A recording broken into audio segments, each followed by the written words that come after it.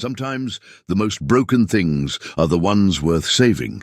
In the harsh frontier of 1880s America, where mercy was scarce and trust scarcer, cowboy Luke Carson discovered a truth that would change everything. Chained to a weathered fence post, a fierce dog snarled behind a crude wooden sign, "Too dangerous."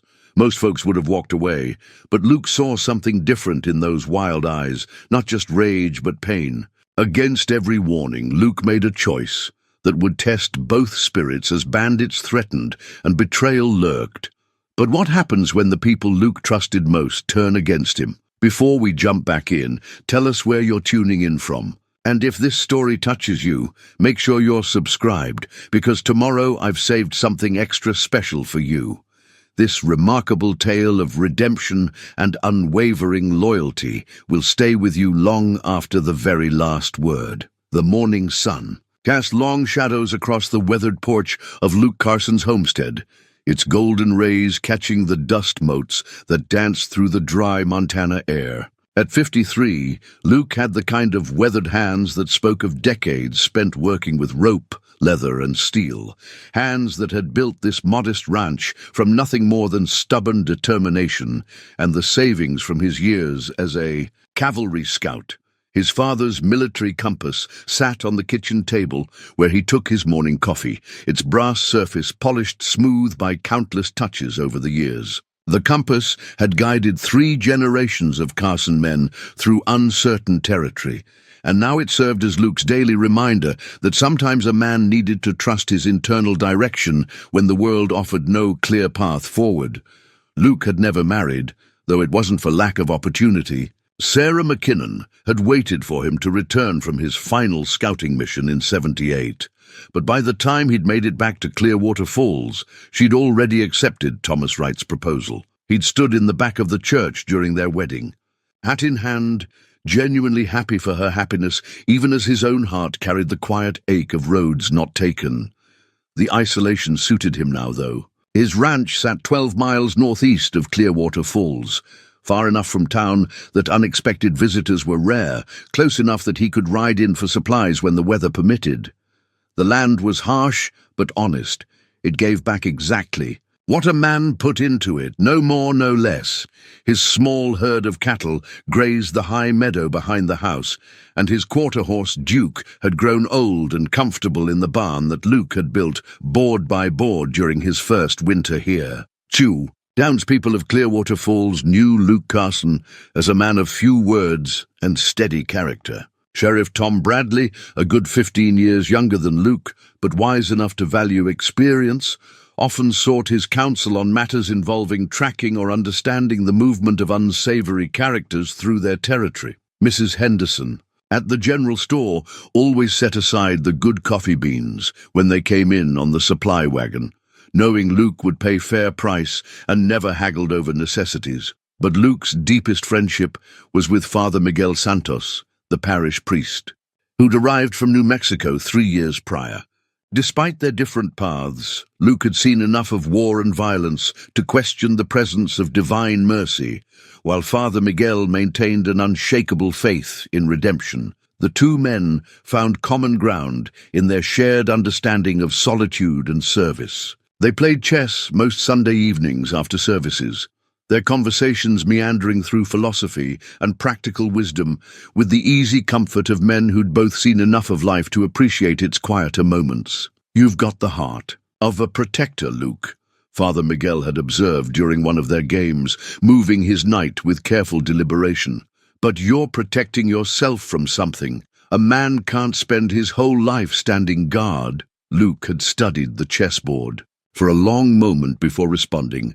"Sometimes standing guard is what keeps everyone else safe, Padre." It was a truth that ran deeper than Luke cared to examine too closely. His years as a cavalry scout had shown him the worst of what men could do to each other when civilization's thin veneer wore away. He'd tracked war parties, rescued captives, and delivered messages through hostile territory where a single mistake meant death not just for himself, but for the people depending on him to succeed. The responsibility had carved something permanent into his character, a hypervigilance that made peaceful sleep difficult, and sudden noises cause his hand to drift instinctively toward the Colt .45 he still wore on his hip, the scars on his left shoulder, courtesy of a Lakota arrow during his second-to-last mission, ached when storms approached. The deeper scar, the one that didn't show, came from watching too many good men die while following orders that seemed to make sense from a distance but crumbled into moral ambiguity when measured against the cost in blood and suffering. Luke's daily routine had settled into a rhythm that suited his temperament. Dawn brought coffee and a careful survey of his property from the porch, noting any changes in the cattle's behavior, the condition of his fences, the direction of the wind. Morning meant maintenance. There was always something that needed fixing, mending, or improvement on a ranch. Afternoon brought the physical work of ranching, checking water sources, moving cattle when necessary, cutting wood for the approaching winter. Evenings were for reflection. Luke would sit on his porch as the sun set, Duke grazing nearby, and let his mind wander over the decisions that had brought him to this place. He'd read by lamplight, mostly practical books about animal husbandry and agriculture, but occasionally philosophy or history borrowed from Father Miguel's small library. The priest had been gradually introducing him to works that wrestled with questions of forgiveness and redemption, though Luke approached such texts with the skepticism of a man who'd seen enough unforgivable acts to question whether some roads could truly be walked backward. The people of Clearwater Falls respected Luke's privacy, but they also recognized his value to their community. When the Hendersons' youngest boy had gone missing last spring, it was Luke who'd tracked the 7-year-old to a cave system 3 miles north of town, following sign that others had missed, and understanding the thinking of a frightened child well enough to predict his likely hiding spots. When rustlers had been hitting ranches south of town, Sheriff Bradley had asked Luke to scout their movements and patterns, knowledge that had led to their eventual capture without bloodshed, yet for all his integration into the community's informal network of mutual support, Luke maintained careful boundaries around his personal life. He attended church services, but didn't linger for the social conversations afterward. He participated in the community barn raising when the Johnsons needed help after their fire, but declined the dinner invitation that followed. He was present when needed, absent when privacy was required, a balance that kept him connected without becoming vulnerable. The loneliness was real, though Luke rarely acknowledged it directly. It showed itself in the way he spoke to Duke while working, carrying on one-sided conversations about plans for improving the ranch or observations about the weather. It appeared in his careful attention to letters from his sister Catherine back in Kansas, reading and rereading her updates about her children's lives, his nephews and nieces, growing up in photographs that arrived twice yearly. Most tellingly, it revealed itself in his treatment of the occasional injured animal he encountered on his property. Luke had set the broken leg of a young deer the previous autumn, keeping the animal in his barn for 6 weeks while it healed, speaking to it in the same gentle tones he'd once used with spooked horses during his scouting days. When he finally released it back to the wild, he'd watched from his porch as it bounded away, feeling both pride in its recovery and a sharp pang of emptiness at its departure. The irony wasn't lost on him that a man who'd spent years tracking dangerous men and navigating hostile territory now found his greatest challenge in navigating the simple human need for connection without compromising the hard-won peace he'd built for himself. Luke Carson was a man caught between his nature as a protector and his need for protection from the very intimacy that his protective instincts made him long to defend. As autumn deepened into the promise of another harsh Montana winter, Luke found himself thinking more frequently about legacy and purpose. His cattle would fetch good prices in the spring.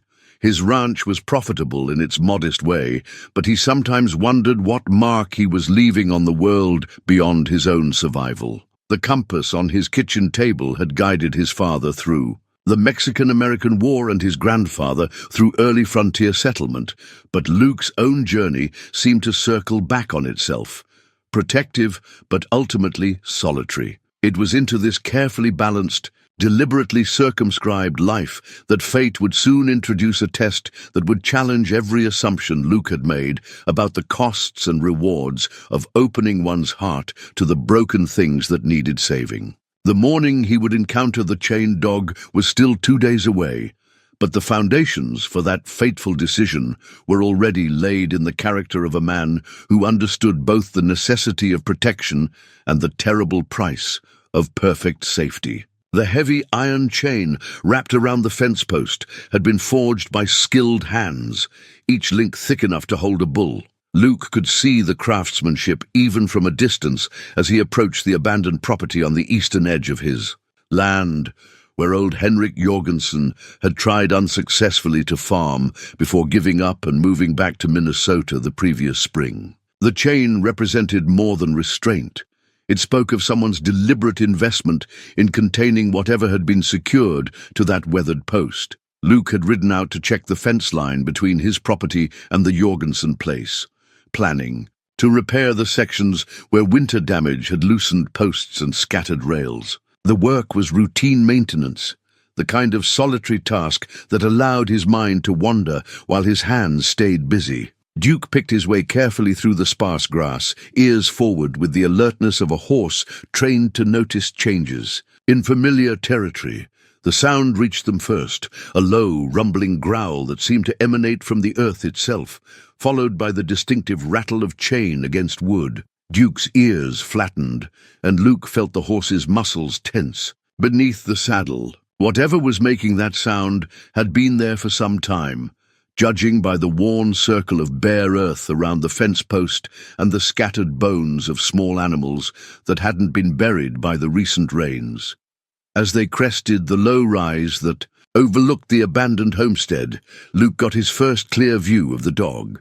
The animal was large, easily 80 pounds of muscle and matted fur, with the broad chest and powerful shoulders of a breed built for fighting or guarding. Its coat had once been black, but dirt and neglect had turned it a dull, muddy brown. The dog's lips were pulled back in a snarl that revealed teeth yellowed by poor diet, but still capable of serious damage. But it was the sign that made Luke's jaw tighten with anger. Someone had taken the time to paint "too dangerous" in unsteady letters across a piece of scrap lumber, then nailed it to the fence post above the dog's head, like a judgment rendered without trial or appeal. The paint was fresh enough that it hadn't completely faded, suggesting the dog had been abandoned recently, left to die slowly rather than killed outright. Luke dismounted carefully, keeping Duke between himself and the snarling animal, while he studied the situation. The chain was perhaps 8 feet long, giving the dog enough room to seek shelter under a lean-to made of weathered boards, but not enough freedom to reach the fence line or any source of water beyond a rusty bucket that had been knocked over and lay empty in the dirt. The dog's eyes tracked Luke's movement with intelligence that went beyond mere animal instinct. There was calculation there, and wariness born of experience rather than simple fear. This wasn't a creature that had turned dangerous from natural disposition. This was an animal that had been made dangerous by circumstance, by treatment that had taught it to expect pain and betrayal from human contact. Luke approached slowly, speaking in the same quiet tone he'd used with spooked horses during his cavalry days. "Easy there, boy. Nobody's going to hurt you." The dog's growling intensified, but Luke caught something else in its expression, a flicker of confusion, as if kindness was a language it half remembered but couldn't quite trust. The evidence of the dog's suffering was written in its gaunt frame and the raw patches where the heavy collar had rubbed against its neck. Someone had fed it just enough to keep it alive, but not enough to maintain its strength. The cruelty was methodical, designed to break the animal's spirit through systematic neglect rather than outright violence. Luke had seen enough abandoned animals during his years of frontier travel to recognize the signs of deliberate mistreatment. This dog had been socialized to humans at some point. Its wariness was learned rather than instinctive, suggesting it had once known gentler treatment before being betrayed by the very beings it had been bred to serve and protect. What kind of man chains up a dog and leaves it to die?" Luke asked aloud, though he wasn't really expecting an answer. Luke snorted and pawed the ground, clearly uncomfortable with the proximity to the snarling animal, but trusting Luke's judgment enough to remain steady. The dog lunged suddenly against the chain, the heavy links snapping taut with a sound like a gunshot. Its bark was hoarse from thirst and exhaustion, but the fury behind it was unmistakable. Luke stepped back instinctively, his hand moving to the colt at his hip, before conscious thought reminded him that the animal was more victim than threat. "You've got fight left in you," Luke observed, and there was something approaching approval in his voice. "That's good. Means you haven't given up yet." The ride back to town for supplies gave Luke time to think about what he'd seen and what he intended to do about it. By the time he tied Duke to the hitching post outside Brady's general store, he'd made his decision, though he suspected it wouldn't be a popular one among the townspeople of Clearwater Falls. Mrs. Henderson looked up from her inventory ledger. As Luke entered, her weathered face creasing into the kind of smile reserved for customers who paid their bills promptly and never caused trouble. "Afternoon, Luke. What brings you to town on a Wednesday?" "Need some supplies, Mrs. Henderson. Heavy rope, a good leather collar, and about 10 pounds of your best beef scraps." Luke kept his voice casual, but he could see the shopkeeper's curiosity, sharpening at the unusual request. "Planning to get yourself a dog?" she asked, pulling the items from their respective shelves. "Been thinking you could use some company out at that ranch of yours." Before Luke could respond, the store's front door opened with its familiar squeak of hinges that needed oil. Sheriff Bradley entered, his badge catching the afternoon light that streamed through the dusty windows. Tom Bradley was a good man and a competent lawman, but he had the kind of cautious nature that came from taking responsibility for other people's safety. "Luke," Bradley nodded in greeting, then noticed the supplies being gathered on the counter. "Mrs. Henderson, please tell me you're not selling rope and dog supplies to someone planning to deal with that dangerous animal over at the old Jorgensen place." Luke felt both their eyes on him as he carefully counted out the coins for his purchase. "News travels fast in a small town." "Fast enough," Bradley replied. "Billy Hendricks saw you riding out that way this morning, and Mrs. Patterson spotted you heading back toward town around noon. When you walk into the store asking for rope and dog gear on the same day, it doesn't take a detective to connect the pieces." Mrs. Henderson's expression had shifted from curiosity to concern. "Luke, you can't be thinking of approaching that animal.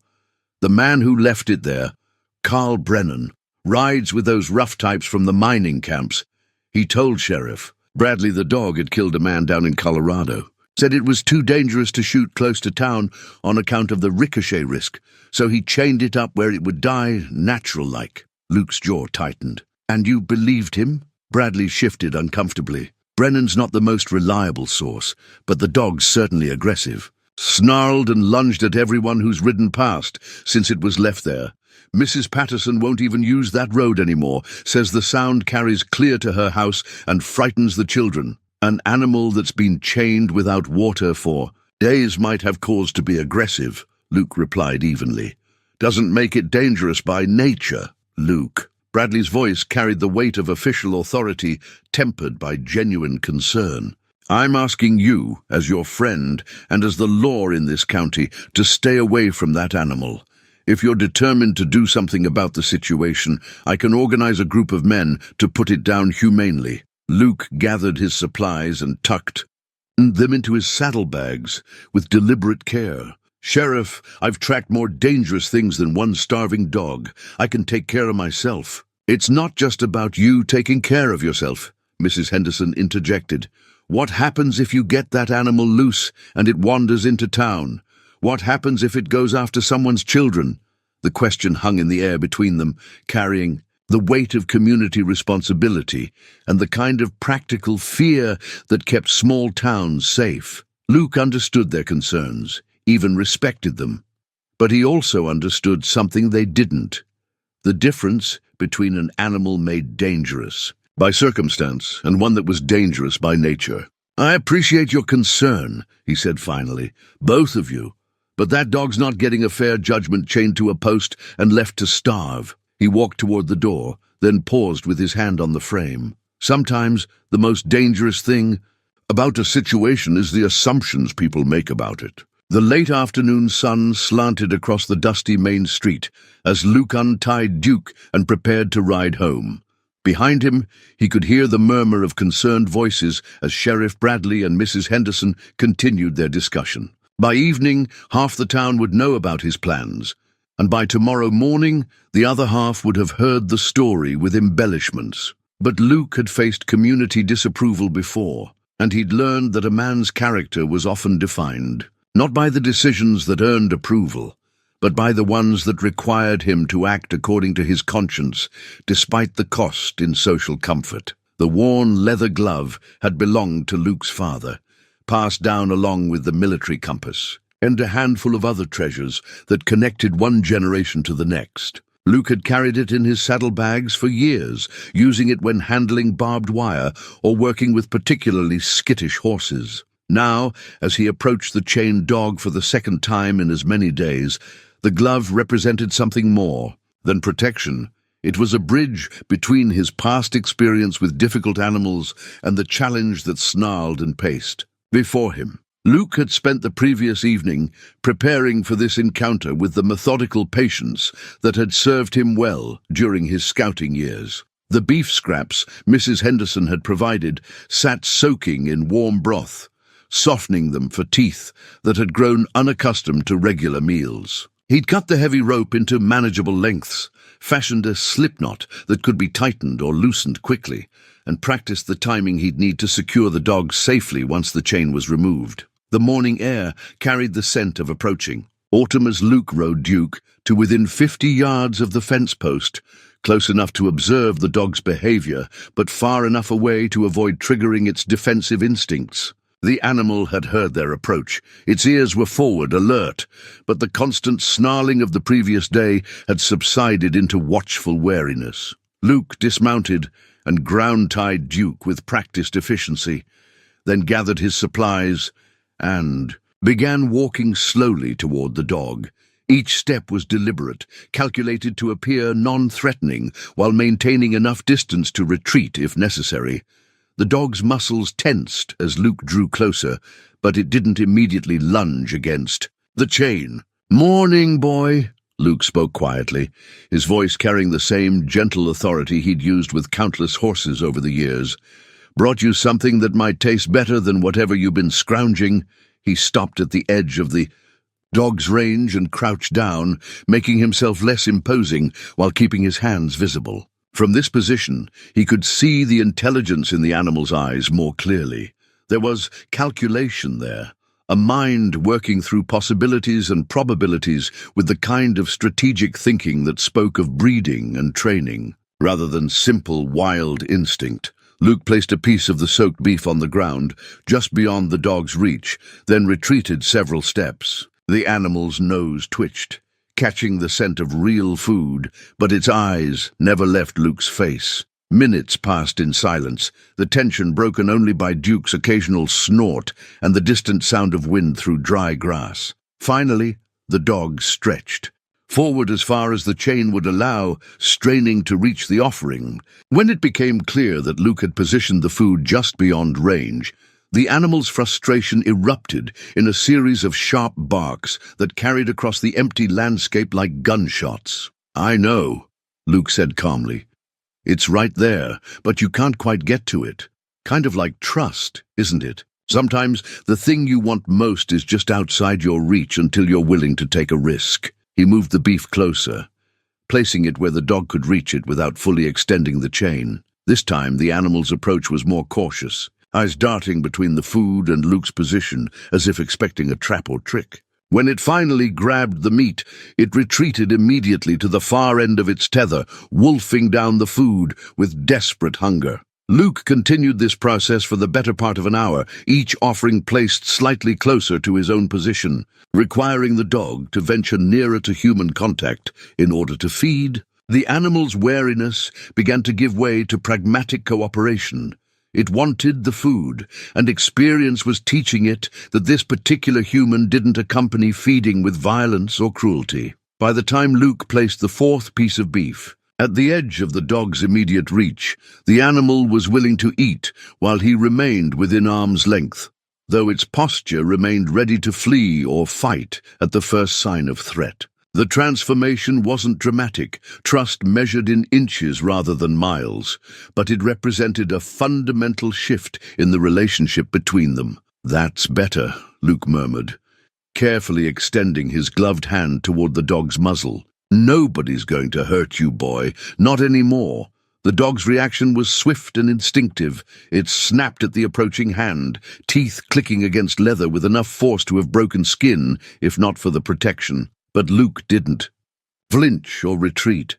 He held his position, hand steady, voice calm. "I know you're scared. I know people have hurt you before. But you're going to have to decide whether you want to stay chained to this post forever, or take a chance on something different." The second approach was more tentative, the dog's nose twitching as it caught Luke's scent through the leather. This time, when it didn't detect the familiar signs of human aggression, it allowed the briefest contact, Luke's fingers barely brushing the coarse fur between its ears before it pulled back. The moment of contact sent a jolt of recognition through both man and animal. For the dog, it was the first gentle human touch it had experienced in months, possibly years. For Luke, it was a reminder of the profound responsibility that came with earning the trust of something that had every reason to reject human contact. "Entirely. Good boy," Luke said softly, and the dog's ears flickered at the unfamiliar praise. "We're going to figure this out together." The sound of approaching hoofbeats interrupted their fragile progress. Luke straightened, recognizing the steady rhythm of Sheriff Bradley's mount long before the lawman came into view over the ridge. The dog immediately tensed at the new presence, its brief relaxation replaced by renewed vigilance. Bradley rode, up with the careful bearing of a man who expected trouble but hoped to avoid it. His hand rested casually near his sidearm, a precaution that Luke noticed but didn't comment upon. "Morning, Luke. I see you're still determined to pursue this particular course of action."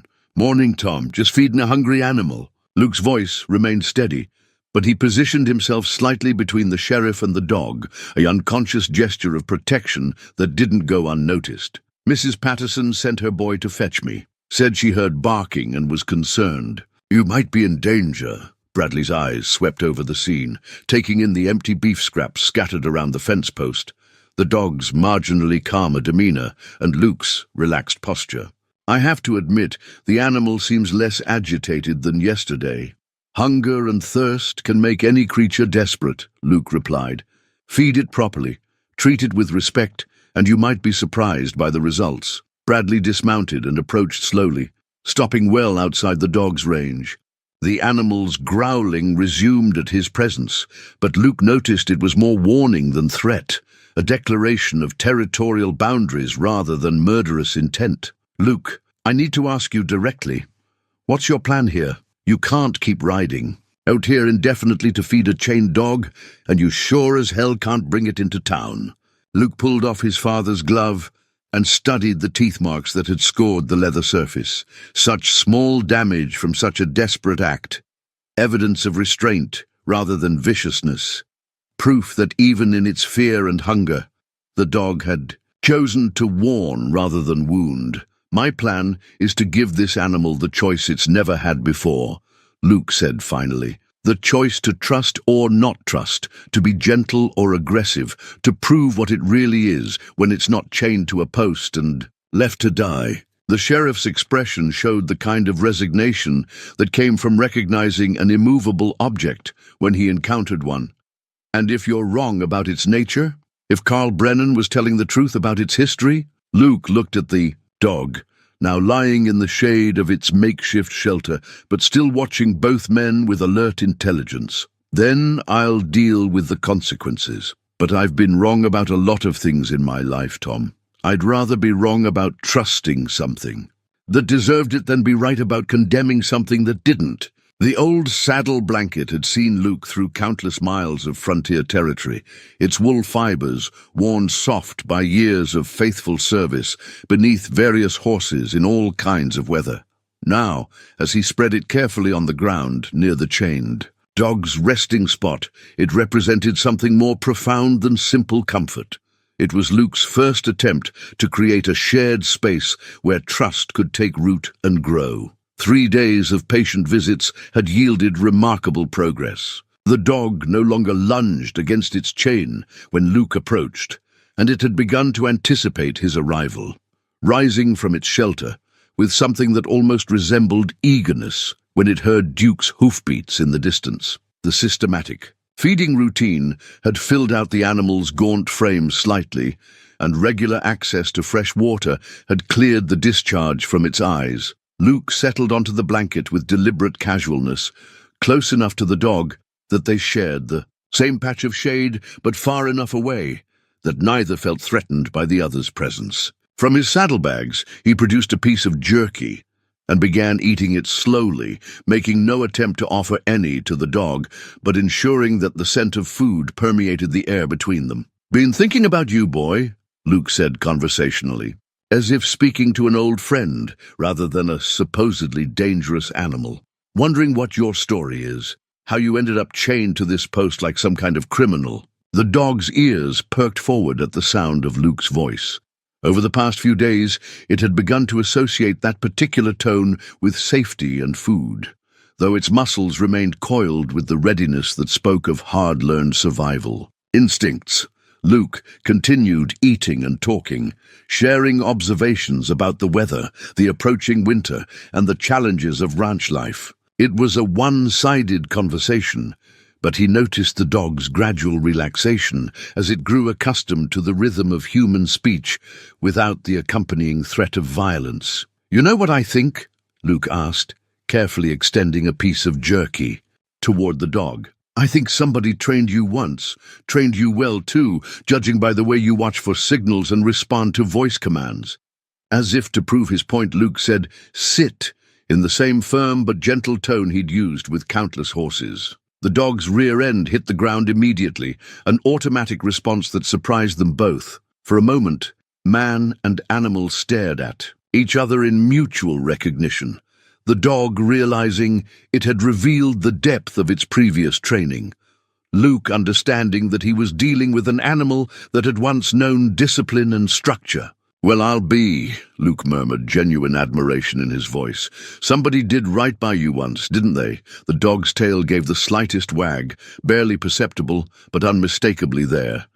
It was the first positive gesture Luke had witnessed from the animal, a crack in the armor of defensive aggression that had protected it through weeks of abandonment and neglect. Luke spent the remainder of that morning working on basic commands, testing the extent of the dog's training, while simultaneously rebuilding its confidence through praise and rewards. The animal knew sit, stay, and down, executing each command with the precision of extensive practice, though its responses carried the hesitancy of a creature that had learned to expect punishment for mistakes. "Somebody put a lot of work into you," Luke observed, as the dog performed a flawless down stay for nearly 5 minutes. "Question is, what happened to that somebody?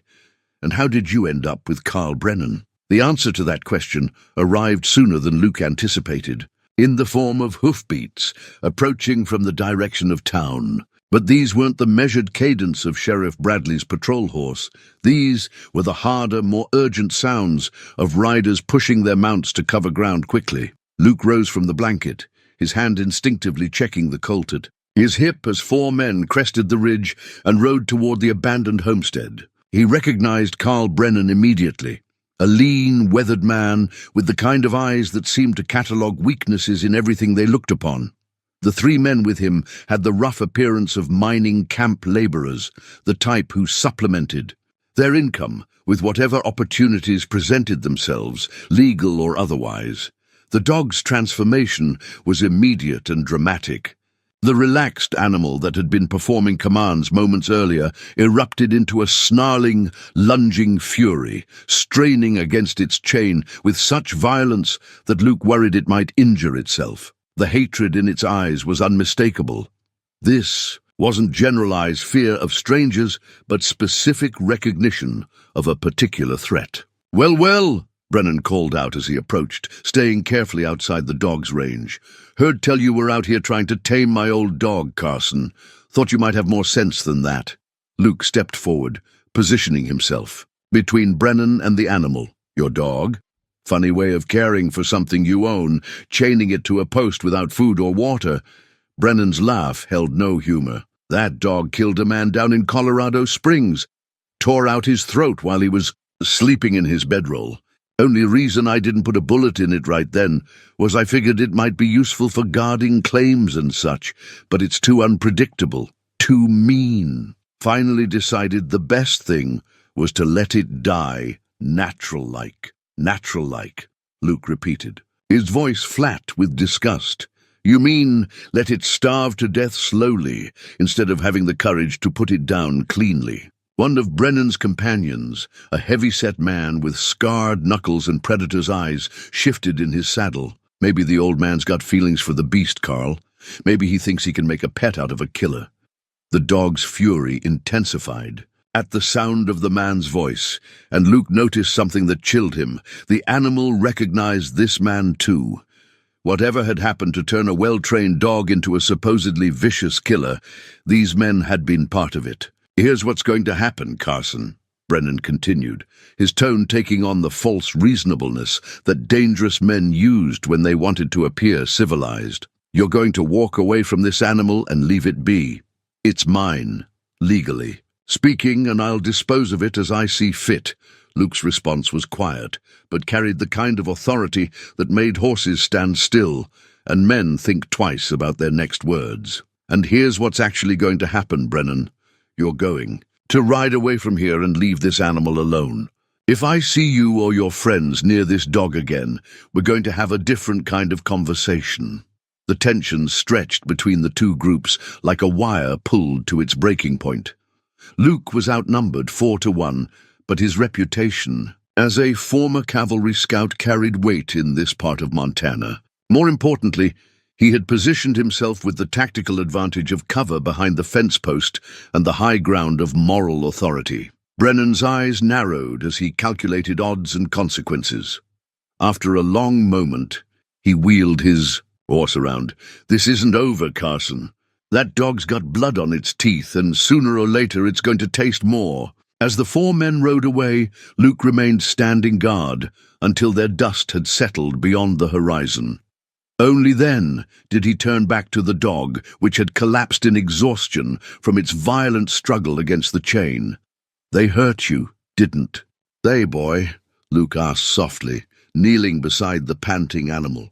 "Whatever story they're telling about you killing a man, I'm betting the real truth is a lot different." The dog's eyes met his, and in that gaze, Luke saw something that confirmed his growing suspicions. This wasn't a killer dog. This was a victim that had been pushed beyond endurance, then abandoned when its usefulness ended. Luke made his decision with the finality that had carried him through dangerous territory during his scouting years. Tomorrow he would return with bolt cutters and a plan.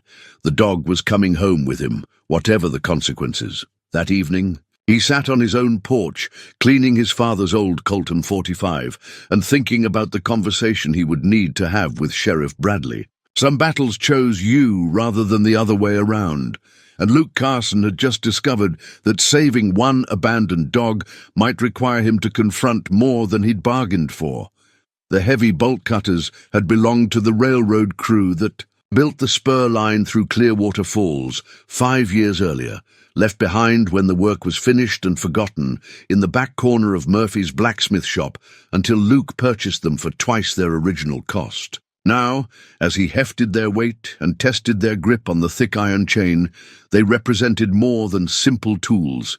They were instruments of liberation, capable of severing the bonds that had held an innocent creature captive. Dawn was still, an hour away, when Luke arrived at the abandoned homestead, moving with the practiced silence of his cavalry scouting days. He'd deliberately chosen this early hour to minimize the chance of witnesses, knowing that what he was about to do would be viewed as theft by some and dangerous folly by others. The dog sensed his approach before Duke's hooves touched the ground, rising from its shelter with alert anticipation rather than defensive aggression. "Morning, boy," Luke whispered, dismounting with careful quietness. "Today's the day we find out what kind of dog you really are when nobody's got you chained to a post." The bolt cutters made quick work of the chain, each cut producing a sharp, metallic snap that seemed unnaturally loud in the pre-dawn stillness.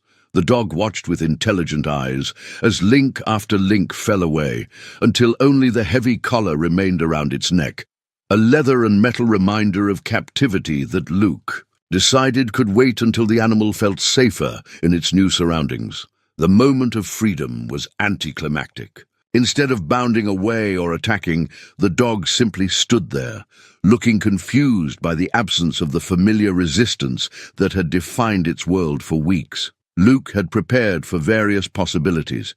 The animal might run, might cower, might even become aggressive without the security of known boundaries, but he hadn't anticipated this bewildered stillness. "Come on, boy," Luke said softly, slapping his thigh in the universal invitation that dogs had recognized for thousands of years. Time to go home. The walk to where Duke waited was a careful negotiation of trust and uncertainty. The dog followed, but at a distance that could quickly become flight if needed. Every few steps, it would stop and look back at the fence post, as if ensuring its prison was truly gone, before continuing its cautious advance toward an uncertain future. Loading the animal into Duke's saddle presented challenges that Luke's frontier experience hadn't prepared him for.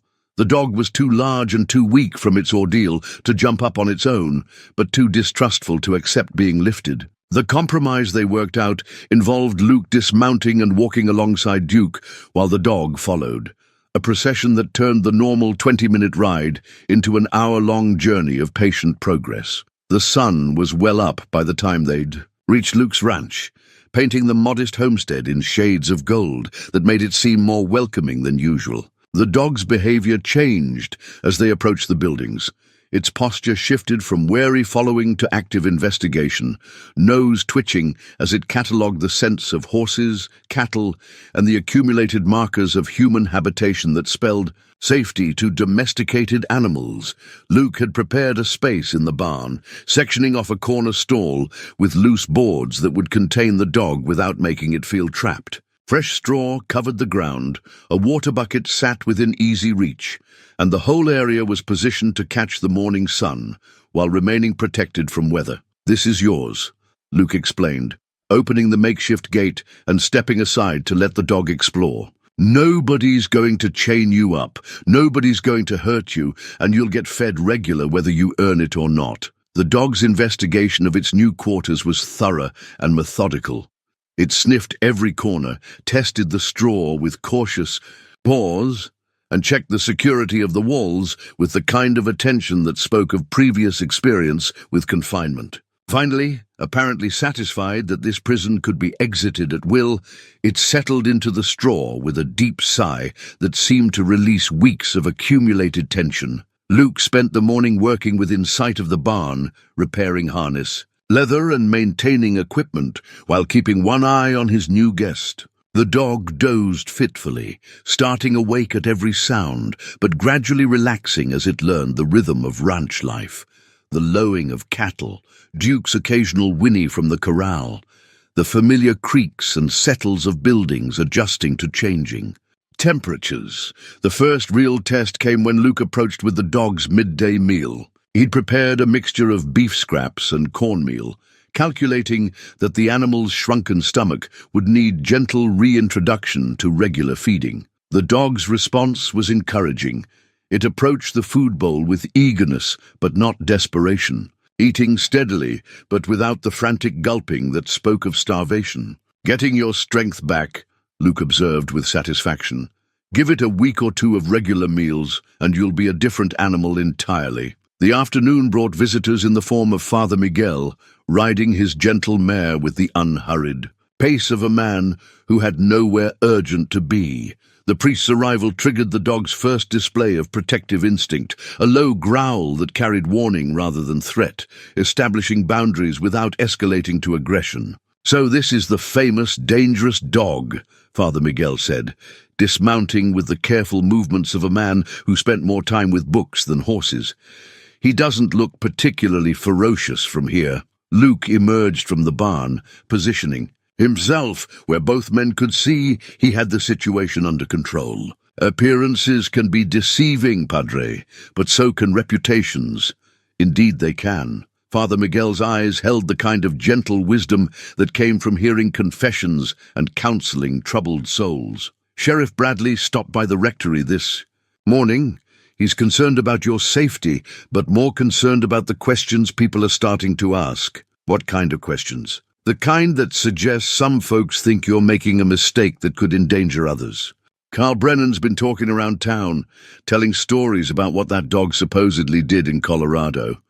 Mrs. Patterson's organized the other mothers to petition Sheriff Bradley for official action. Luke felt a familiar weight settling on his shoulders, the burden of community responsibility that had followed him from his cavalry days into civilian life. "And what do you think, Padre? Should I have left that animal chained to die?" Father Miguel studied the dog, which had settled into a watchful but non-threatening posture near the barn door. "I think," he said carefully, "that redemption often requires someone to take a risk on faith rather than evidence.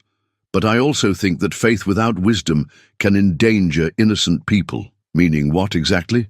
"Meaning that if you're right about this animal's true nature, you'll have saved a life and possibly gained a loyal companion.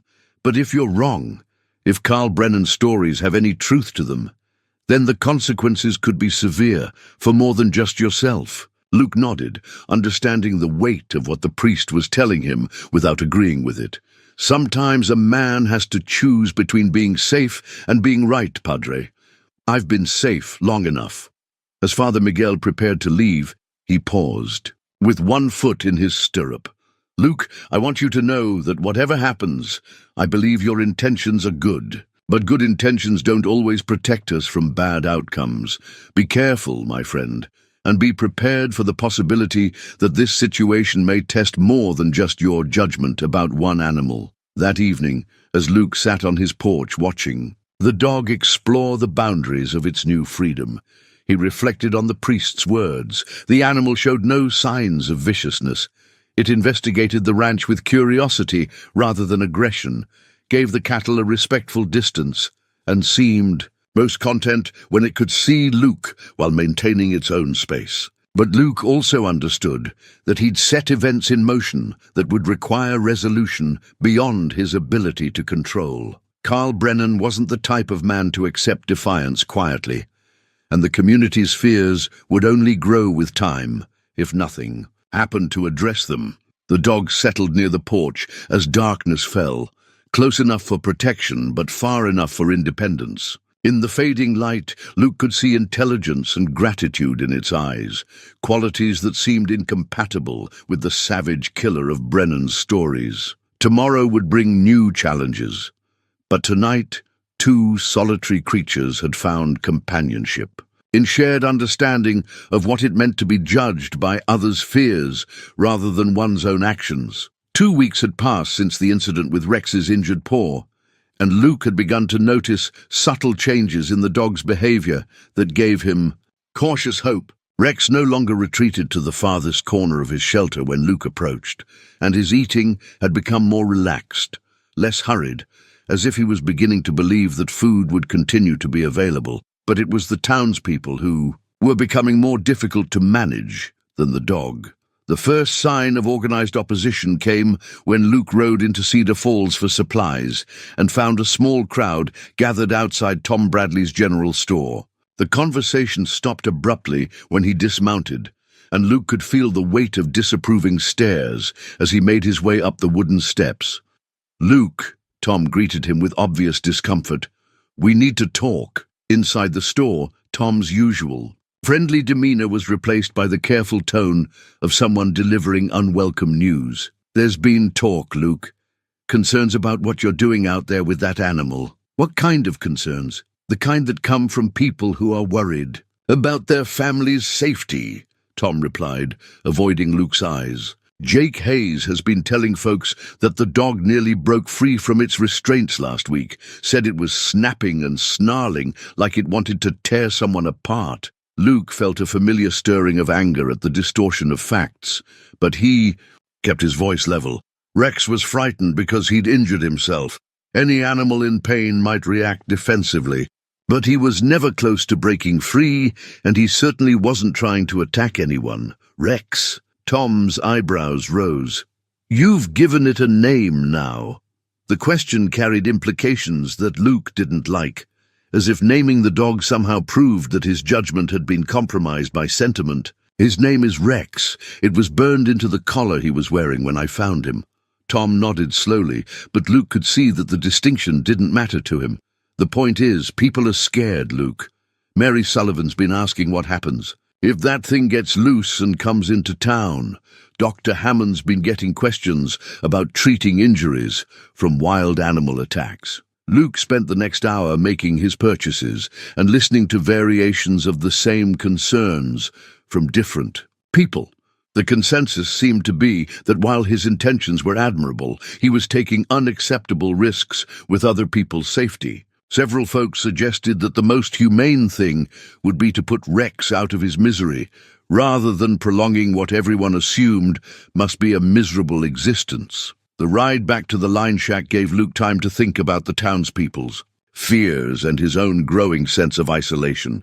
He understood their concerns. They had every right to worry about potential danger to their families. But their certainty that Rex was irredeemably vicious frustrated him, especially as he watched the dog's daily progress towards something that looked increasingly like trust. When he arrived at the line shack, Luke was surprised to find Rex standing near the spring rather than lying in his usual spot in the shelter. The dog's posture was alert but not aggressive, and his tail, which Luke had never seen move before except in agitation, was held in a neutral position that suggested cautious interest rather than fear. "Well, boy, looks like you're feeling a bit better today," Luke said, dismounting and beginning his usual routine of unpacking supplies. As he worked, Luke became aware that Rex was following his movements with the kind of attention that suggested genuine curiosity. When Luke approached the fire ring to begin preparing their evening meal, Rex took several steps closer, not enough to be within reach, but closer than he had voluntarily come before. Luke continued his work while keeping up his customary conversation with the dog. "Had some interesting discussions in town today. Seems folks have strong opinions about what I should be doing with you." He paused to stir beans in the pot, glancing over to see that Rex had settled into a lying position but was still watching intently. "Most of them think I'm wasting my time, that you're too far gone to be helped." Rex's ears twitched at the sound of Luke's voice, and for a moment his expression seemed almost contemplative, as if he was weighing the meaning behind the words. It was then that something unexpected happened, something so small that Luke almost missed it, but so significant that it would stay with him for the rest of his life. As Luke was reaching for his water cup, he accidentally knocked over a small tin that contained dried herbs Dr. Hammond had recommended for Rex's injured leg. The tin rolled across the ground, coming to rest about halfway between Luke and the dog. Without thinking, Luke started to rise to retrieve it, but Rex moved first. The dog stood, walked over to the tin, and carefully picked it up in his mouth. Then, instead of retreating to his shelter as Luke might have expected, Rex approached within arm's length and gently dropped the tin at Luke's feet. For a moment, both man and dog stood perfectly still, as if neither quite believed what had just happened. Rex had voluntarily approached Luke, performed what could only be interpreted as a helpful action, and remained close enough to be touched if Luke chose to reach out. Instead, Luke spoke quietly to the dog while slowly reaching down to pick up the tin. "Thank you, Rex. That was real helpful." The simple exchange became the artifact that Luke would treasure more than any physical object. Rex's first voluntary gesture of cooperation, his first indication that he might be capable of something more than mere survival in Luke's presence. It represented a fundamental shift in their relationship, a moment when Rex chose to bridge the gap between fear and trust, even if only briefly. But the moment was interrupted by the sound of approaching horses.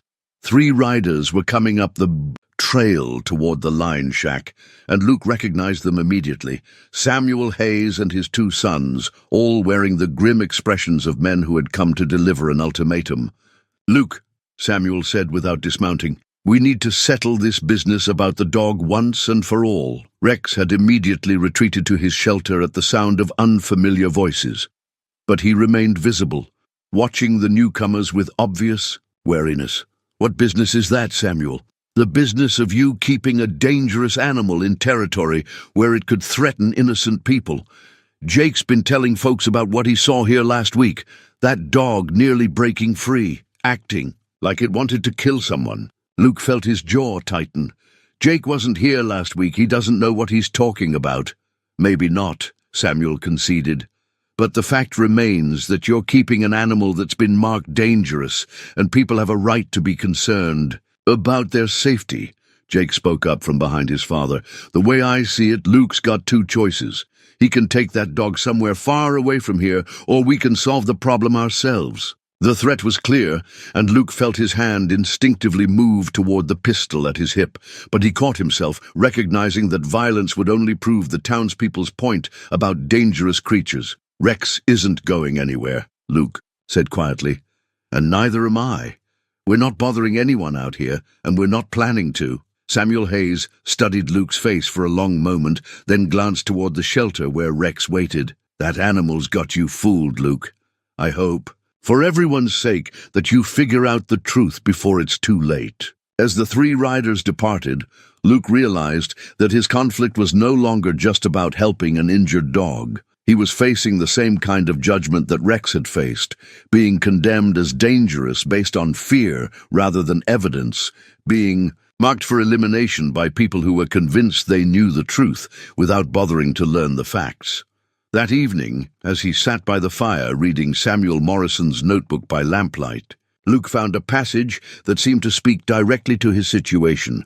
"The greatest obstacle to healing is often not the injured creature's inability to trust, but the community's unwillingness to believe that healing is possible." Looking across the clearing to where Rex lay in his shelter, still wary, still scarred, but no longer completely alone, Luke understood that they were both fighting the same battle against the world's tendency to write off anything that seemed broken beyond repair.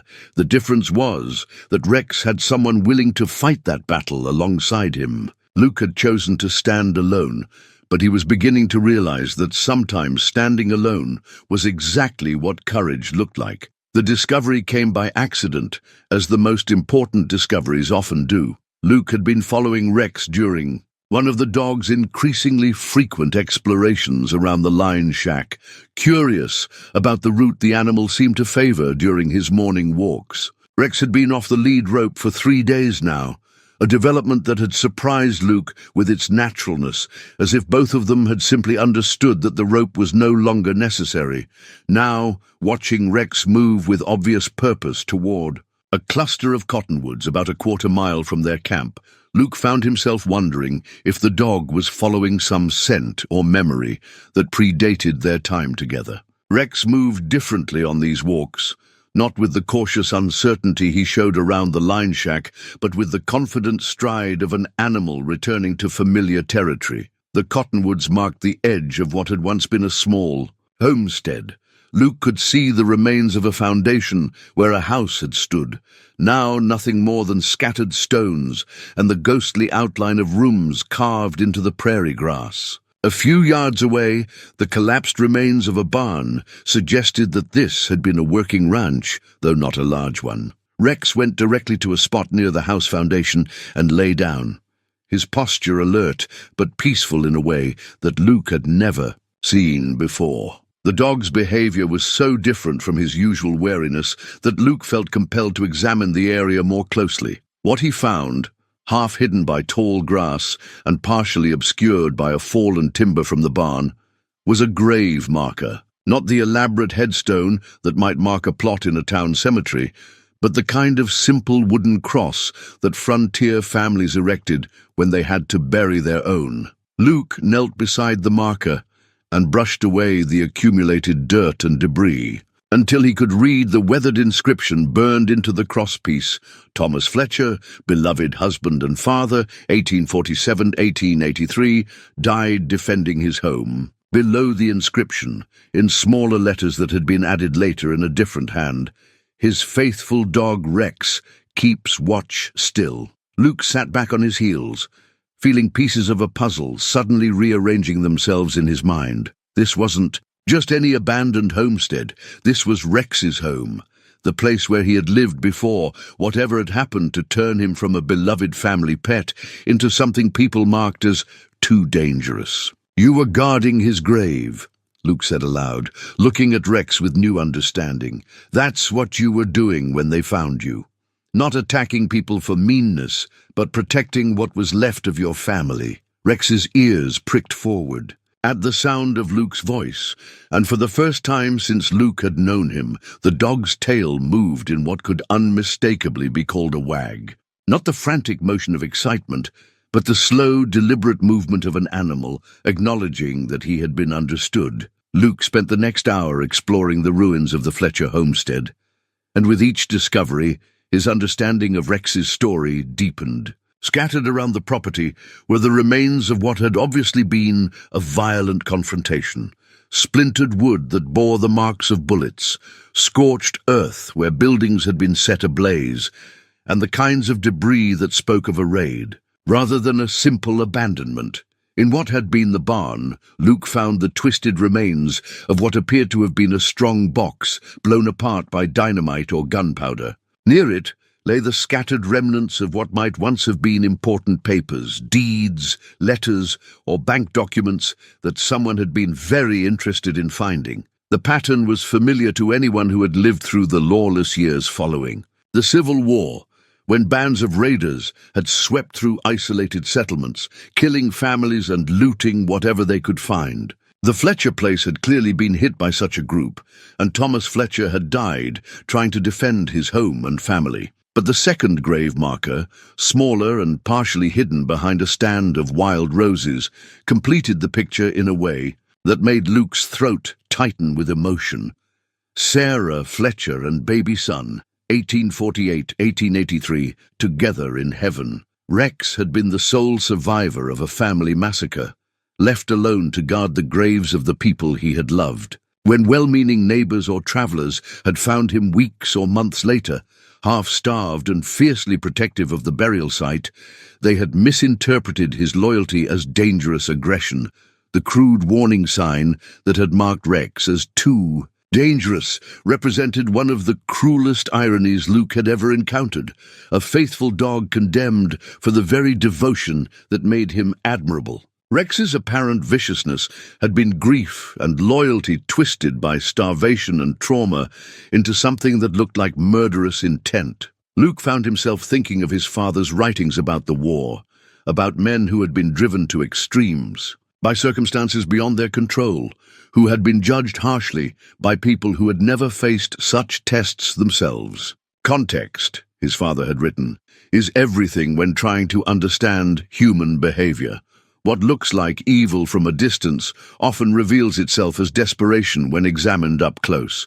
The same principle applied to Rex, Luke realized. Viewed through the lens of his true story, every aspect of the dog's behavior took on new meaning. His fearfulness around humans made perfect sense for an animal whose last memory of strangers involved violence and death. His protective instincts, his wariness about accepting food from unfamiliar hands, his reluctance to trust, all of it stemmed not from a vicious nature, but from loyalty that had been catastrophically rewarded with loss. But there was more to discover. Searching through the ruins of the main house, Luke found something that had been carefully hidden beneath a loose floorboard: a leather satchel containing papers that the raiders had apparently overlooked. Among them were letters written in a woman's careful handwriting, correspondence between Sarah Fletcher and her sister back east. One letter, dated just weeks before the massacre, contained a passage that struck Luke with particular force. "Rex has become such a wonderful companion to little Thomas. The dog seems to understand that his job is to protect our boy, and he takes that responsibility so seriously. Yesterday, he growled at a snake that had slithered too close to where Thomas was playing, and he wouldn't leave the child's side until I had moved the snake away. I sometimes think Rex loves our son almost as much as we do." The letter painted a picture of Rex as he had been before tragedy struck. Not a dangerous animal, but a devoted family guardian whose protective instincts had made him a cherished member of the Fletcher household. The transformation from beloved pet to feared outcast had been the result of circumstances that would have tested any creature's sanity. Luke carefully gathered the letters and documents, feeling the weight of responsibility that came with being the first person to learn Rex's true story. These papers were more than historical artifacts. They were evidence of Rex's character, proof that the dog's nature had been shaped by love rather than violence. As the afternoon sun began to slant toward evening, Luke called to Rex, who had remained lying beside Thomas Fletcher's grave throughout Luke's exploration of the homestead. The dog rose immediately and trotted over with an alertness that seemed different from his usual cautious attention. "Ready to go home, boy?" Luke asked, and Rex's tail wagged again, stronger this time, more confident. The walk back to the line. Shack felt different than any they had taken before. Rex moved beside Luke rather than trailing behind, his posture relaxed in a way that suggested he had somehow been released from a burden he had been carrying for months. It was as if returning to the Fletcher place and having his vigil acknowledged by another had given him permission to let go of a responsibility that had been slowly killing him. That evening, as Luke prepared their meal by the fire, he noticed that Rex had begun to exhibit behaviors he had never shown before. The dog approached the fire ring and settled nearby, not with the careful wariness he had always maintained, but with the easy companionship of an animal that had remembered what it felt like to be part of a family. When Luke began reading aloud, from Samuel Morrison's veterinary notebook, a habit he had developed over the past weeks, Rex's ears perked forward with obvious interest. It was a small thing, but it suggested that the dog was beginning to find comfort in human voices rather than just tolerating them. The transformation was remarkable, but Luke understood that it was only the beginning. Rex had spent months believing that his job was to guard the graves of his murdered family, a responsibility that had isolated him from any possibility of new relationships or experiences. Now that he had been relieved of that duty, acknowledged and understood by someone who recognized the nobility of his vigil, he was free to discover what kind of life might still be possible. But Luke also knew that Rex's story, once it became known in Cedar Falls, would change everything about how the townspeople viewed both the dog and the man who had chosen to help him. The question was whether that change would be for better or worse, and whether the community that had condemned Rex without knowing the facts would be willing to reconsider their judgment when presented with the truth. Looking into the fire as Rex dozed peacefully beside him, Luke realized that he was about to find out whether his neighbors possessed the same capacity for growth and redemption that they had been so reluctant to grant to a grieving dog. Luke spent 3 days deciding how to share Rex's story with the people of Cedar Falls. The letters and documents from the Fletcher homestead lay spread across the rough wooden table in the line shack, each piece of evidence a fragment of a tragedy that transformed everything the townspeople thought they knew about the dog they had condemned. The challenge wasn't just presenting facts, it was overcoming months of fear and prejudice that had hardened into certainty. Luke had learned enough about human nature to know that people were often more invested in being right than in being corrected, even when the correction revealed their compassion had been misdirected rather than their judgment poor. Rex seemed to sense that something significant was building. The dog had been different since their visit to the Fletcher graves, more relaxed, more willing to engage with Luke, but also more alert to changes in routine. When Luke spent long hours studying the documents or writing in his own journal, Rex would position himself nearby, watching with the attentive patience of a creature that had learned to read human moods. On the fourth morning, Luke made his decision. He would invite the key members of the community to the line shack, show them the evidence of Rex's true nature, and let them meet the dog they had feared without the barrier of their preconceptions. It was a risk.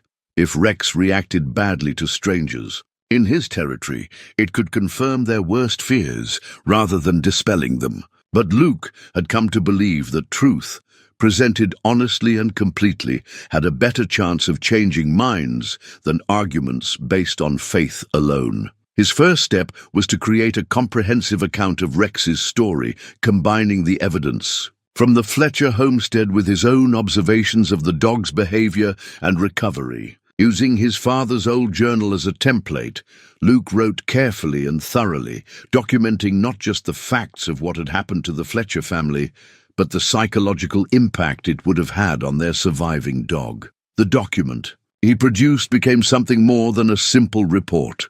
It was a testament to Rex's character, a record of loyalty that had been misunderstood and devotion that had been mistaken for violence. Luke included sketches of the grave markers, transcriptions of Sarah Fletcher's letters about Rex's gentle nature with her son, and detailed descriptions of the evidence at the homestead that supported his conclusions about what had really happened.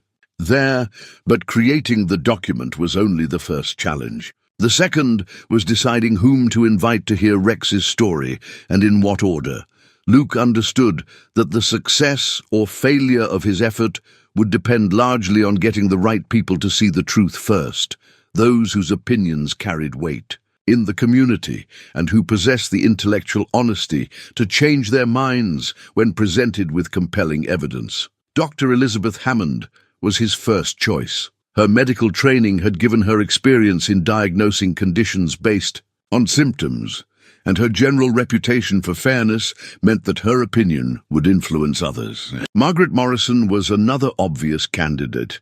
She had already shown willingness to help, and her late husband's expertise with traumatized animals gave her relevant experience. Tom Bradley presented a more complex decision. As the owner of the general store and one of the town's informal leaders, his opinion mattered greatly, but Tom had been among the most vocal in expressing concerns about Rex's presence in the territory. Convincing him would be crucial, but Luke wasn't certain whether Tom's mind was open to being changed. The most difficult decision concerned the Hayes family. Samuel Hayes was a reasonable man, but his sons, particularly Jake, had been instrumental in spreading fear about Rex throughout the community. Including them risked a confrontation that could derail Luke's careful planning, but excluding them would allow them to claim later that they had been denied the opportunity to evaluate the evidence. After considerable thought, Luke decided to start with the people most likely to be receptive, Dr. Hammond and Margaret Morrison, and then expand the group based on their responses. If he could convince the first few visitors that Rex represented no danger to the community, they could help persuade others who might be more skeptical. Luke spent a morning making Rex as presentable as possible. The dog's coat had improved dramatically. During their time at the line shack, regular meals and medical care had restored much of its natural luster, and the worst of the matting had been carefully worked out. More importantly, Rex's overall demeanor had changed. The constant tension that had characterized his early behavior had been replaced by a calm alertness that made him look more like a working dog than a dangerous predator. The leather muzzle, that had once been necessary for everyone's safety, now seemed not just unnecessary, but insulting, a symbol of the fear and misunderstanding that Luke hoped to dispel. Rex had not shown any aggressive behavior in over a week, and Luke felt confident that the dog could interact safely with visitors who approached him with respect rather than fear. On the appointed day, Dr. Hammond arrived first, riding up to the line shack with the calm professionalism that characterized her approach to most situations. Luke met her at the edge of the clearing, giving her a chance to observe Rex from a distance before any direct interaction. "He looks different than I expected," Dr. Hammond admitted, studying Rex as he lay peacefully in the shade of his shelter. "When people described him, I was picturing something more feral." "That's part of what I wanted to show you," Luke replied, handing her the document he had prepared. What people saw when they found Rex wasn't his true nature. It was grief and trauma masquerading as aggression. Dr. Hammond read through Luke's account with the careful attention of someone trained to evaluate evidence objectively. Her medical background helped her understand the psychological principles Luke described, and her experience with frontier hardships gave her context for the tragedy that had shaped Rex's behavior. "This is remarkable work, Luke," she said when she finished reading. "The documentation is thorough, and your analysis of the dog's psychological state is quite sophisticated.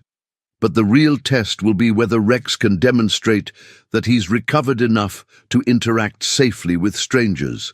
Luke called Rex over, and the dog responded immediately, approaching with the easy confidence he had shown over the past few days. Dr. Hammond extended her hand for Rex to sniff, then carefully stroked his head when he showed no signs of tension or fear. "His physical condition has improved dramatically," Dr. Hammond observed.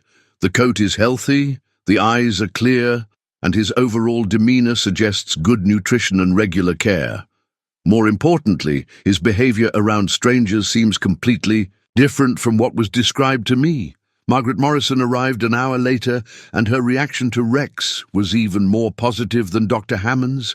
Her experience with her late husband's animal rehabilitation work gave her an immediate understanding of what Luke had accomplished. "Samuel would have been proud of this work," Margaret said, watching Rex interact calmly with both visitors. "This dog has been completely transformed from the creature I heard described in town." The real test came when Tom Bradley arrived, bringing with him the skeptical caution of someone who had heard too many stories about Rex's dangerous nature to trust easily in his rehabilitation. But Tom was also an honest man, and when confronted with evidence that contradicted his preconceptions, he proved willing to reconsider his position. "I have to admit, Luke, this isn't what I expected to find," Tom said, after spending an hour with Rex and reading through the documentation. "That dog's as gentle as any ranch dog I've worked with, and these letters from the Fletcher woman, they paint a completely different picture of his character."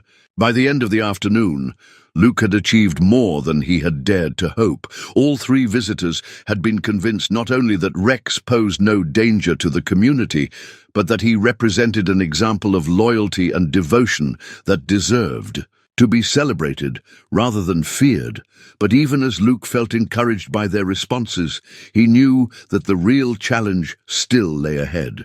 The people he had convinced today were already predisposed to trust his judgment and consider evidence objectively. The broader community included individuals who might be more resistant to changing their minds, regardless of what facts were presented to them. Dr. Hammond helped him develop a strategy for approaching the more skeptical members of the community. Rather than trying to arrange another group meeting, they decided that each of the day's visitors would speak individually with specific people, sharing what they had learned and inviting them to visit the line shack to see Rex for themselves. "The key," Dr. Hammond explained, "is to make it clear that we're not asking people to take our word for anything.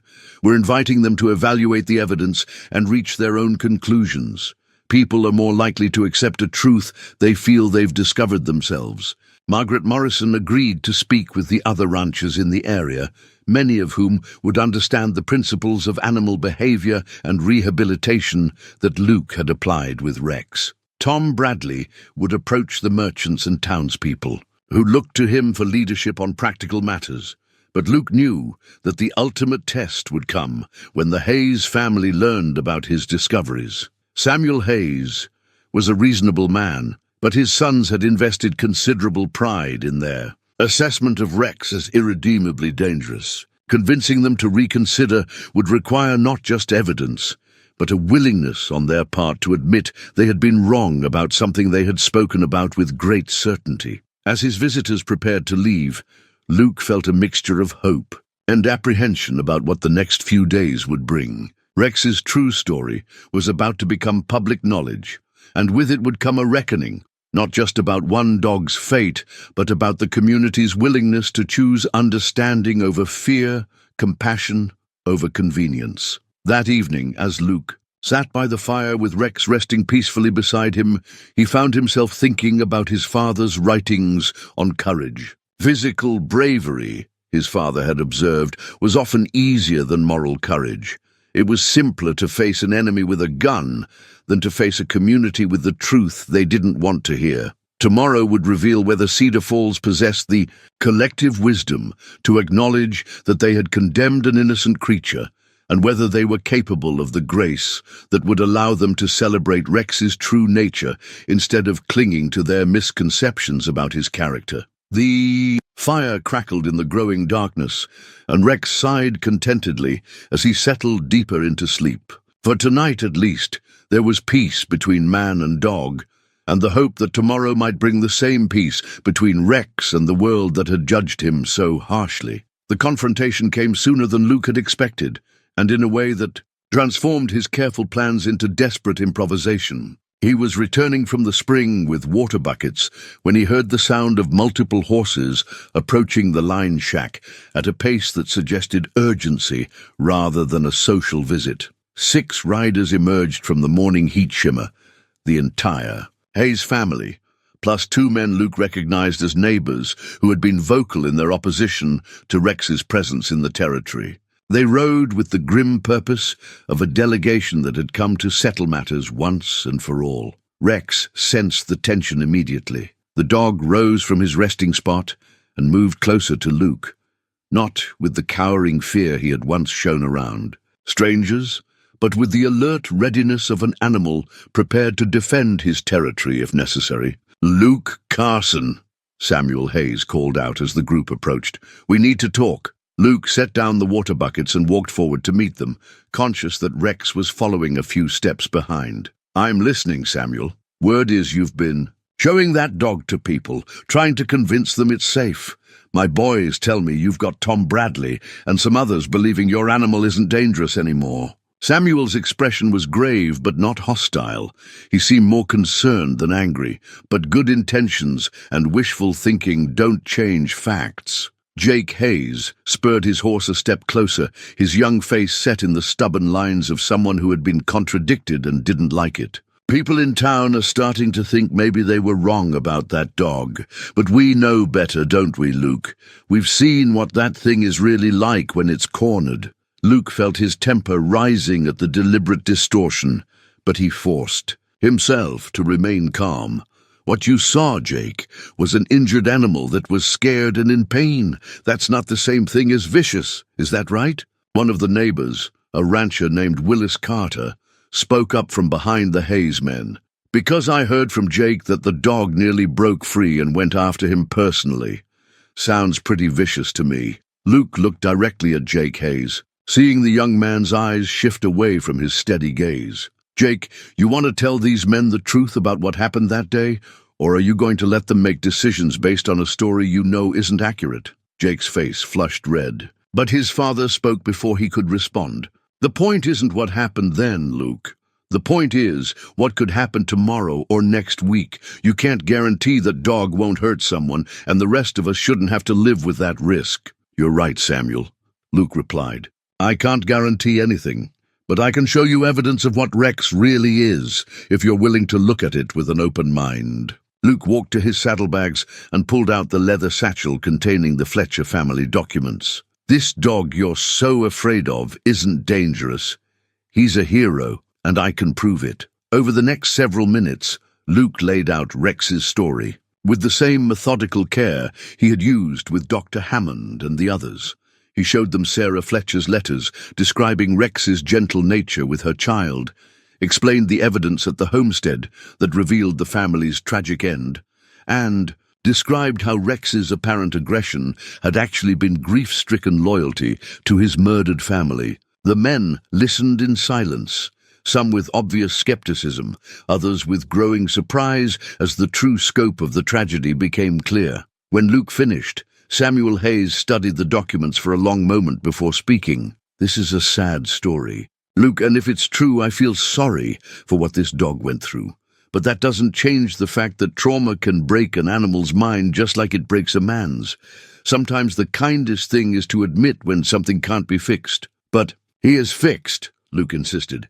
"Rex has been living peacefully here for weeks. He's gentle, obedient, and hasn't shown a trace of aggression toward anyone who treats him with respect." Jake Hayes snorted derisively. "He's got you fooled, Luke.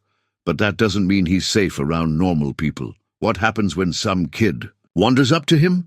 What happens when he gets startled or frightened?" It was at that moment, as if summoned by the question, that a child's voice rang out across the clearing. "Papa! Papa, where are you?" Everyone turned to see a small figure stumbling through the brush at the edge of the clearing. Willis Carter's 6-year-old son, Timothy, who had apparently followed the adults without being noticed. The boy was crying and obviously lost, his clothes torn by thorns and his face streaked with tears and dirt. The sight of 6 mounted men and a large dog should have sent the child running in fear, but Timothy was too upset and confused to assess the situation properly. Instead, he ran directly toward the group, sobbing and calling for his father. Rex's response became the moment that defined everything that followed, the artifact that would remain in Luke's memory as the clearest proof of the dog's true character. Rather than reacting with alarm or aggression to the sudden appearance of a crying child, Rex moved forward with gentle purpose, positioning himself between Timothy and the nervous horses. The dog approached the frightened boy with the same careful patience Luke had seen him use around the spring when testing whether the water was safe to drink. Rex lowered his head to Timothy's level and allowed the child to grab onto his neck, providing a stable anchor point for the boy's emotional storm. "Easy, son," Willis Carter called out, dismounting quickly and moving toward his child. "Just hold still." But Timothy had already stopped crying, his attention captured by the large, gentle dog who had appeared at exactly the moment he needed comfort. Rex stood perfectly still as the boy buried his face in the dog's neck, his tail wagging slowly in the relaxed rhythm of an animal, providing reassurance rather than seeking attention. Willis Carter knelt beside his son and Rex, his expression transformed by what he was witnessing. "Timothy, how did you get here? We told you to stay with your mother." "I got lost," the boy sniffled, still clinging to Rex's neck. "But this nice dog found me. He's not scary like everyone said." The silence that followed was profound. 6 men, who had come to confront Luke about harboring a dangerous animal, found themselves watching that same animal provide comfort and protection to a lost child with a gentleness that revealed his true nature more clearly than any document or testimony could have done. Samuel Hayes was the first to speak, his voice quiet with the recognition of truth that could not be denied. "Luke, I owe you an apology. We all do." But Jake Hayes wasn't ready to concede defeat. One good moment doesn't prove anything. That dog could still turn on someone without warning. Luke looked at Jake with a mixture of pity and frustration. "What would it take to convince you, Jake?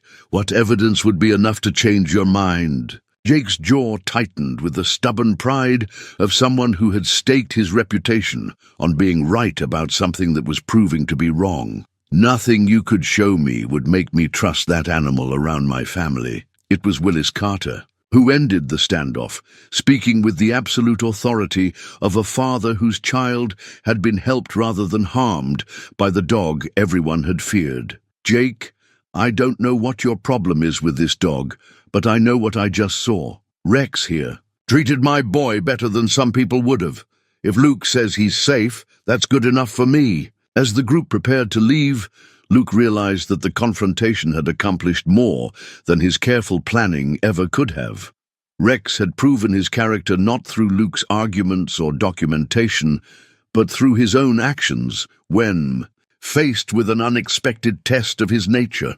The real climax, Luke understood, wasn't going to be about convincing people with evidence. It was going to be about whether the community could accept the truth about their own prejudices when that truth was demonstrated undeniably before their eyes. The resolution came not through argument, but through crisis, as life's most important lessons often do. 2 days after the confrontation at the line shack, Luke was awakened before dawn by the sound of a horse being ridden hard through the darkness. Rex lifted his head from where he lay near the dying fire, his ears alert to the approaching hoofbeats. Billy Hayes pulled up his lathered horse in a cloud of dust and moonlight, his young face tight with panic. "Luke, thank God you're here. We need help. Need it bad." Luke was on his feet immediately, reaching for his boots. "What's wrong?" "It's Jake," Billy gasped, struggling to catch his breath. "He was riding fence line up in Dead Horse Canyon yesterday evening, and his horse came back without him. Pa and I searched until dark, but we couldn't find any trace. We're heading out again at first light, but—" Billy's voice broke. "There's been sign of that wolf pack that's been working the North Range. If Jake's hurt and can't move—" Luke was already saddling Rosie, his hands moving with the practiced efficiency of a man who had learned to respond to emergencies without wasting time on unnecessary words. But Billy's next words stopped him cold. "Luke, I know what I'm asking. I know Jake's been your biggest problem in town, said things about you and Rex that weren't fair. But he's still my brother, and if there's any chance Rex could help track him—" Luke looked at Rex, who had risen and was watching the conversation with obvious attention. The dog's ears were pricked forward, and his posture suggested he understood that something urgent was happening, even if he couldn't comprehend the details. "Rex isn't trained for tracking people, Billy. He's a cattle dog, not a bloodhound. But he knows the country better than any of us," Billy pressed. "He lived wild out here for months, learned every creek bed and game trail, and Dr. Hammond says dogs can smell things we can't even imagine. Maybe he could find something we'd miss." Luke felt the weight of the decision settling on his shoulders. Taking Rex into a search party would mean trusting the dog's behavior around a group of armed, anxious men. If something went wrong, if Rex showed any sign of the aggression people expected from him, it would undo all the progress Luke had made in changing minds about the dog's character. But Jake Hayes was missing, possibly injured, in territory where wolves had been confirmed. Whatever personal animosity existed between Jake and Luke seemed insignificant compared to the possibility that Rex's abilities might make the difference between finding Jake alive or finding him too late. "Saddle up," Luke said finally. "We'll meet you at your place."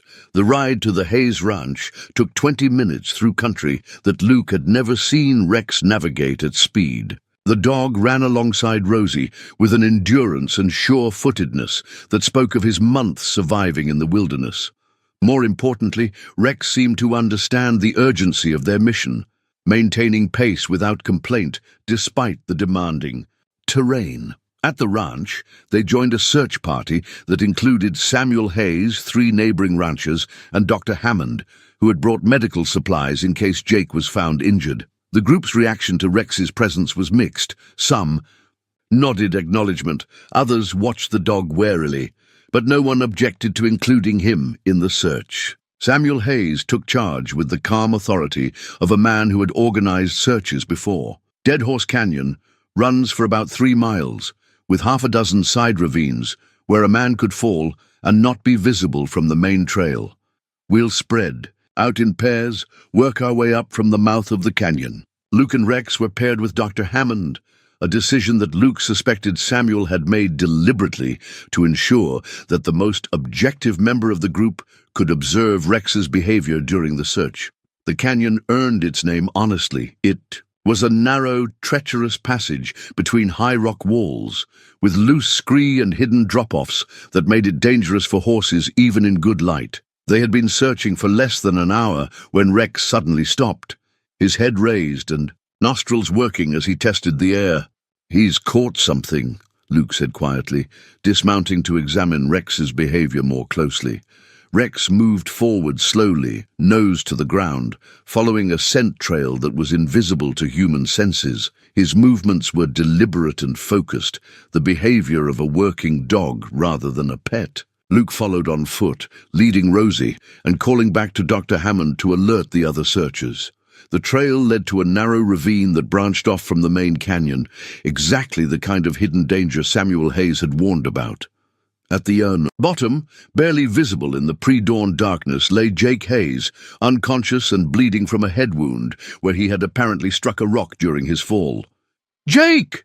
Luke called down, but there was no response. The young man appeared to be breathing, but the blood on the rocks around his head suggested a serious injury. Dr. Hammond arrived as Luke was studying the ravine walls, trying to determine the safest way to reach the injured man. "It's a 12-foot drop, but the walls are too steep to climb down safely. We'll need ropes and at least 3 men to get him out of there." It was Rex who provided the solution. While the humans were discussing logistics, the dog had found a narrow ledge that spiraled partway down the ravine wall, a natural path that a sure-footed animal could navigate. Without being asked or commanded, Rex began picking his way carefully down the ledge toward the unconscious man. "Rex, no!" Luke called, afraid that the dog might injure himself attempting the dangerous descent, but Rex continued, with careful determination, reaching Jake Hayes and immediately positioning himself between the injured man and the edge of the drop-off. More importantly, Rex began the low, steady barking that working dogs use to alert their handlers to danger or injury. The sound echoed off the canyon walls, providing the other search parties with an audible beacon that led them directly to the rescue site. When the ropes finally brought Jake Hayes to safety, he was conscious but disoriented. His first clear words, spoken while Dr. Hammond examined his injuries, were addressed to the dog that had found him. "That's Rex, isn't it?" Jake asked weakly, focusing with difficulty on the dog that sat nearby. "I remember him from the other day." "Good boy, Rex, good boy." The ride back to the Hayes Ranch was quiet, with Jake secured to a makeshift stretcher between 2 horses and Rex trotting alongside as if he understood his role as guardian of the injured man. Luke found himself thinking about the irony of the situation. Jake Hayes, who had been Rex's most vocal opponent, owed his life to the dog he had condemned as dangerous. Back at the ranch house, as Dr. Hammond worked to treat Jake's concussion and the other searchers shared the story of Rex's crucial role in the rescue, Luke realized that something fundamental had changed in how the dog was perceived by the community. Samuel Hayes approached Luke as they prepared to leave. "Luke, I want you to know that what happened today, what Rex did, that's the act of a dog that's got the heart to risk his own safety for someone else's welfare. That's not the behavior of a dangerous animal." Jake Hayes, propped up on pillows and looking pale but alert, managed to catch Luke's eye as he prepared to leave. "Luke, I owe you an apology, and I owe Rex more than I can ever repay. I was wrong about him, wrong about what you were trying to do. I'm sorry." Luke nodded acceptance of the apology, but his attention was on Rex, who had taken a position near Jake's bedside and seemed reluctant to leave the injured man. It was the behavior of a dog who understood that his job included protecting those who couldn't protect themselves, regardless of how they had treated him in the past. The ride home to the line shack felt different than any they had taken before. Not just because of the successful rescue, but because of what it represented about Rex's character and Luke's judgment.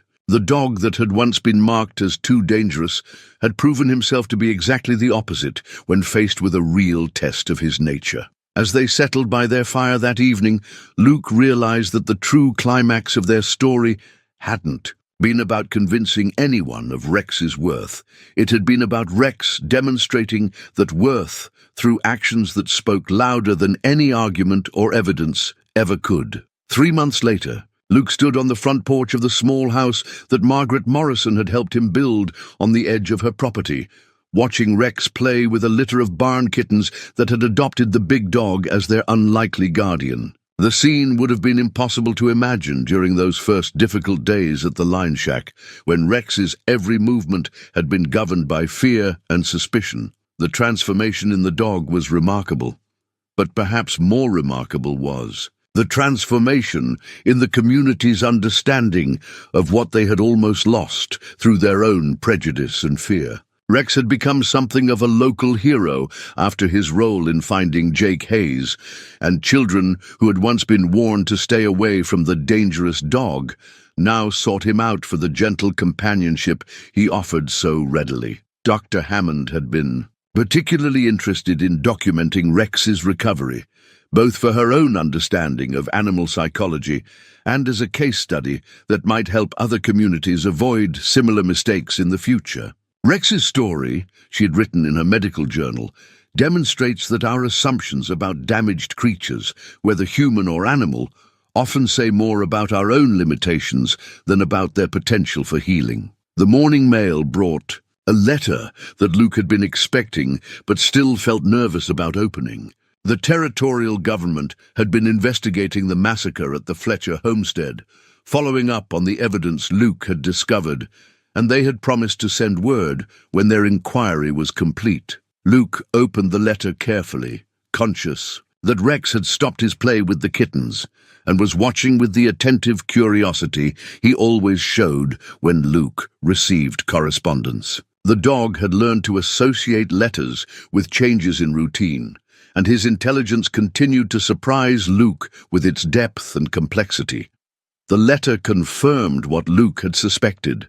The Fletcher family had been killed by a gang of raiders who had been systematically targeting isolated homesteads throughout the territory.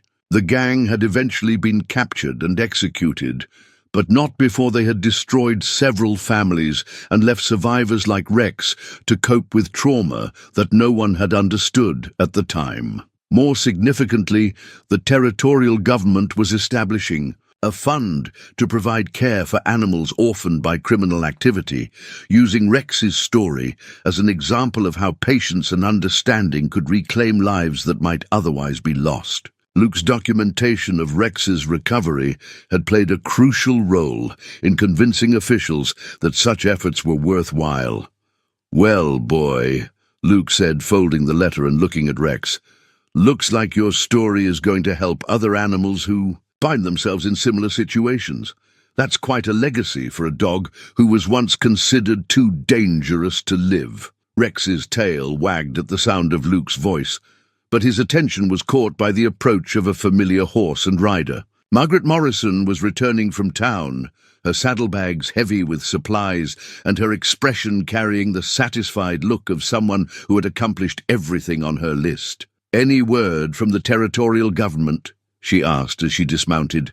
Though her question was more politeness than curiosity, Luke had kept her informed about the investigation from the beginning. "They're using Rex's case to establish a program for helping traumatized animals," Luke replied, showing her the letter. "Says here that they want to send other ranchers copies of my documentation. Use it as a guide for dealing with similar situations." Margaret nodded approvingly as she read. Samuel Morrison would have been pleased to know that his veterinary notes helped save more than just one dog. Sometimes the best legacy we can leave is the knowledge that helps others avoid our mistakes. Afternoon brought visitors that had become routine over the past months. Townspeople who had initially feared Rex now stopped by regularly to see how he was doing, and several families had developed traditions of including the dog in their Sunday picnics or holiday celebrations. Rex had become woven into the social fabric of Cedar Falls in a way that would have seemed impossible during those first tense weeks. Tom Bradley arrived with his weekly delivery of supplies, accompanied as usual by his 8-year-old daughter, Sarah, who had appointed herself Rex's special friend and advocate. The girl's fearless affection for the big dog had done more to change adult attitudes than any amount of documentation or testimony could have accomplished. "Rex, I brought you."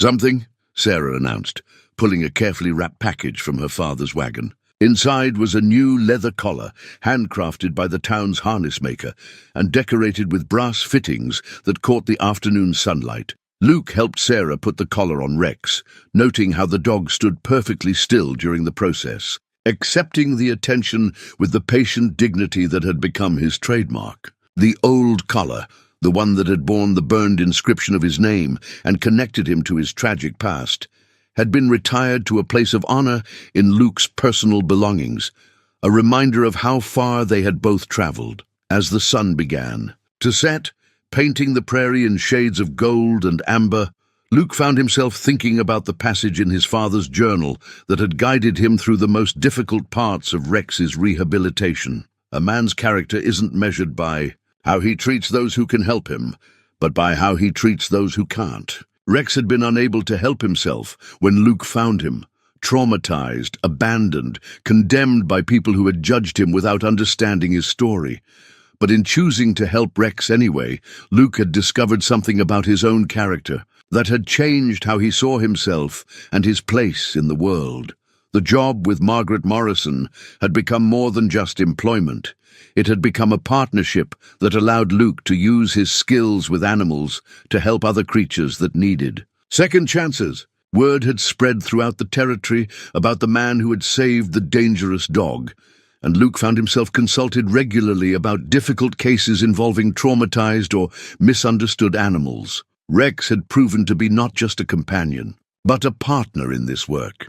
His own experience with trauma gave him an intuitive understanding of other damaged creatures, and his gentle approach often succeeded where more conventional methods failed. The dog, who had once been considered too dangerous to live, had become a healer of other broken spirits. As darkness settled over the prairie and the first stars appeared in the vast Montana sky, Luke called Rex to the porch where they had developed a tradition of spending their evenings together. The dog settled beside Luke's chair with a contented sigh, his presence as comfortable and natural as if they had been companions for years rather than months. Looking at Rex in the lamplight streaming from the house windows, Luke marveled at the transformation they had both undergone. The fearful, aggressive animal that had been chained to a fence post with a warning sign had become a beloved member of a community that had once been determined to destroy him. The lonely cowboy who had been drifting from job to job without purpose had found meaning in the simple act of choosing compassion over convenience. Sometimes, Luke reflected, the most broken things truly were the ones most worth saving. Not because the saving was easy or because the outcome was guaranteed, but because the act of saving something revealed qualities in the saver that might otherwise have remained hidden. Rex shifted positions slightly, resting his head against Luke's leg with the trusting affection that had replaced the fear that had once defined him. In that simple gesture, Luke found all the confirmation he needed that some choices, the hardest ones, the ones that required the most faith, were also the ones that mattered most. The night was quiet, except for the distant sounds of the prairie, settling into darkness, and Rex's breathing had taken on the steady rhythm of approaching sleep. Tomorrow would bring new challenges, new opportunities to prove that redemption was possible for any creature willing to accept it. But tonight, there was peace between man and dog, and the deep satisfaction that came from understanding that love, given freely and without condition, had the power to heal wounds that seemed beyond repair.